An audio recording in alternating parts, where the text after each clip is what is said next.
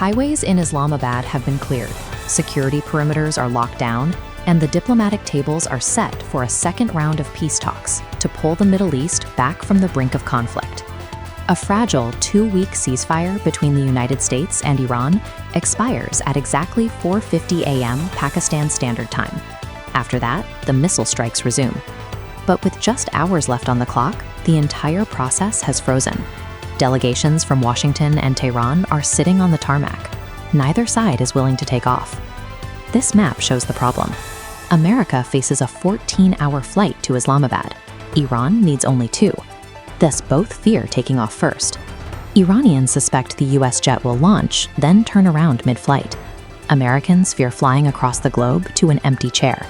A total vacuum of trust has trapped both sides in a logistical deadlock, bringing the entire region to the brink of war over a travel discrepancy. For Donald Trump, arriving first is an intolerable risk. Landing at an empty negotiating table would be broadcast globally as a humiliating display, a perception his domestic base would view as political suicide. So American negotiators like Steve Witkoff remain grounded, their jets fully prepped and waiting, entirely dependent on Tehran blinking first and entering the airspace.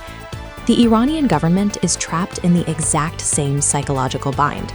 Showing eagerness to jump to the table before the ceasefire ends would contradict the image of unwavering resistance they project to their own citizens. In modern geopolitics, avoiding the mere optics of surrender often dictates strategy more heavily than the actual threat of military combat. To understand why these two nations are so evenly deadlocked, we have to look at the weapons they hold. Iran relies on asymmetric dominance, using unconventional tactics to neutralize a superpower's standard military advantages. Instead of matching Washington jet for jet, Tehran deploys swarms of cheap, radar-evading drones. Built from fiberglass and motorcycle engines, these devices can bypass air defense systems that cost millions to maintain. This diagram illustrates exactly how that asymmetric threat translates to global leverage. By threatening commercial vessels with those inexpensive drones, Iran maintains a tight chokehold over the Strait of Hormuz, dictating the flow of global energy markets. America's counter-strategy relies on overwhelming conventional force. Their goal is to systematically squeeze the Iranian economy until the financial pain forces a retreat. The US is executing this through global naval blockades, tracking down and physically seizing Iranian commercial oil tankers as far away as the Indo-Pacific Ocean. To enforce these seizures, Washington relies on its massive fleet of naval destroyers, projecting heavy military power to police shipping lanes thousands of miles from the Middle East.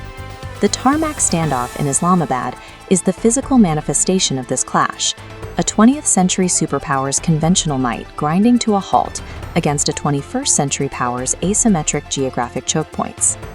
Complicating this standoff are the geopolitical spoilers. Israel has distinct strategic objectives in the region, and maintaining military pressure on Iranian proxies means they actively benefit if these peace talks collapse. Meanwhile, Gulf states are panicking. They realize that hosting American military bases within their borders turns their own cities and economies into prime targets for Iranian retaliation if a full-scale war breaks out. To bridge this immense gap in trust, Pakistan stepped in. The country's military and political leadership, including RBT General Asim Munir, engaged in intense shuttle diplomacy, flying directly to Tehran to keep the lines of communication open. What they are building is known in diplomacy as a golden bridge. It's a mechanism that gives a trapped opponent an honorable route to retreat without ever having to admit defeat. We saw this play out when Pakistani Prime Minister Shehbaz Sharif issued a public request to extend the expiring ceasefire. This simple request gave Donald Trump the exact political cover he needed to halt the strikes, not as a concession to Iran, but as a favor to a mediator. A successful mediator rarely drafts the final peace treaty themselves. Their real job is manufacturing the political theater that allows heavyweights to back down without looking weak to their own citizens. After hours of delicate signaling and back-channel assurances, the gridlock finally breaks. The flights are cleared, the tarmac clears out, and the second round of the Islamabad peace talks is officially greenlit. While the immediate crisis was averted, the standoff highlights the widening gap between possessing massive military force and being able to actually apply it. The massive discrepancy in military spending between the US and Iran was rendered irrelevant the moment a $50 drone engine threatened a $1 trillion trade route. This scale shows how asymmetric tools act as a counterweight to traditional power. When a middle-tier nation holds a geographic choke point, they gain a tactical weight that forces a superpower into a state of parity. Preventing a global conflict now requires more than just military deterrence.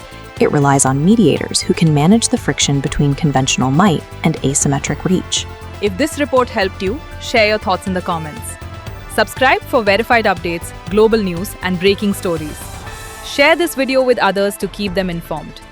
We read your feedback and use it to improve future coverage. Thank you for watching. See you in the next news broadcast.